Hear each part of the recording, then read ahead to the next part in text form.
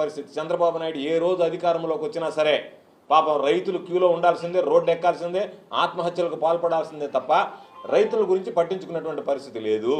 యూరియాకి సంబంధించి మీ నాయకుడు చెప్తున్నాడు, లక్షల టన్నులు తెచ్చామంటున్నారు, యూరియా దొరకలేదు అని చెప్పి క్యూలో రైతులు అల్లాడిపోతున్నారు.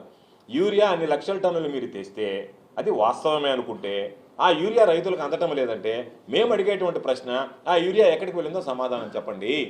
ఆ యూరియా బ్లాక్ మార్కెట్కి తరలించిన మాట వాస్తవమా కాదా? 270 రూపాయలకి మేము అమ్ముతున్నాం అన్నాడు. ఏమన్నా అది నోరా ఇంకేమన్నానా అచ్చినడితే మాకు అర్థం కావడంలే.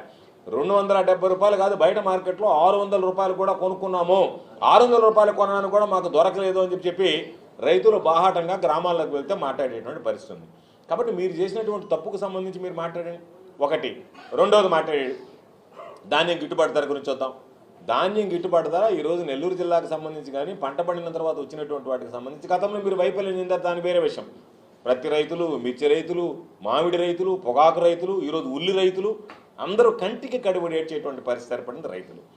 దానితో పాటు ఈరోజు నెల్లూరు జిల్లాకు సంబంధించిన ధాన్యం 19,770 రూపాయలు పుట్టికి సంబంధించినటువంటిది అయితే నిన్న వర్షాలు పడితే ఈరోజు రైతులు చెప్పేటువంటి మాట 13,000 రూపాయలు కూడా కొనేటువంటి పరిస్థితి లేదు ఈ జిల్లాలో అని చెప్పి రైతు నిన్నటిదాకా 25,000 రూపాయలు లెక్కన నష్టపోతున్నాడంటే ఈరోజు దాదాపుగా ఎకరాకి 30,000 రూపాయలు రైతు నష్టపోయేటువంటి పరిస్థితి ప్రమాదం ఏర్పడింది. దీనికి సంబంధించి ఒక్క ధాన్యం కొనుగోలు కేంద్రం ఈ రోజుకి ప్రారంభించారా?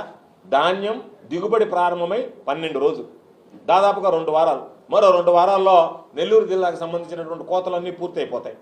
అటువంటి నేపథ్యంలో, అటువంటి పరిస్థితుల్లో మీరు ఈరోజు ధాన్యంకు సంబంధించినటువంటి కొనుగోలు కేంద్రాలు ఏర్పాటు చేయకుండా రైతుల నడ్డి విరుస్తుంటే, రైతుల పాపం నష్టపోతుంటే, ఒక పక్క యూరియా దొరక్క రైతులు పంట పండించుకోలేనటువంటి దౌర్భాగ్య పరిస్థితులు, పండించుకున్నటువంటి పంటకి గిట్టుబాటు ధర లేక ఈరోజు బోరుమని విలపించేటువంటి పరిస్థితి, మరోపక్క రైతుల గోడు పట్టించుకునేటువంటి ఈ చంద్రబాబు నాయుడు ప్రభుత్వంలో నువ్వు ఒక వ్యవసాయ శాఖ మంత్రిగా అసలు నోరెత్తి మాట్లాడేటువంటి అర్హత నీకుందా?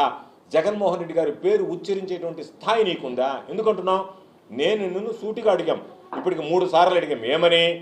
మీ పాలనలో ఒక జనరల్ మేనేజర్గా ఉన్నటువంటి వ్యక్తి ఏపీ ఆగ్రోస్కు సంబంధించి మంత్రి కార్యాలయం నన్ను మధ్యవర్తిగా ఏదైతే ధాన్యానికి యంత్రాలకు సంబంధించినటువంటి సరఫరా చేస్తారో వాళ్ళకి మంత్రికి మధ్య మీడియేషన్ చేయమనింది, మధ్యవర్తిత్వం వహించమనింది.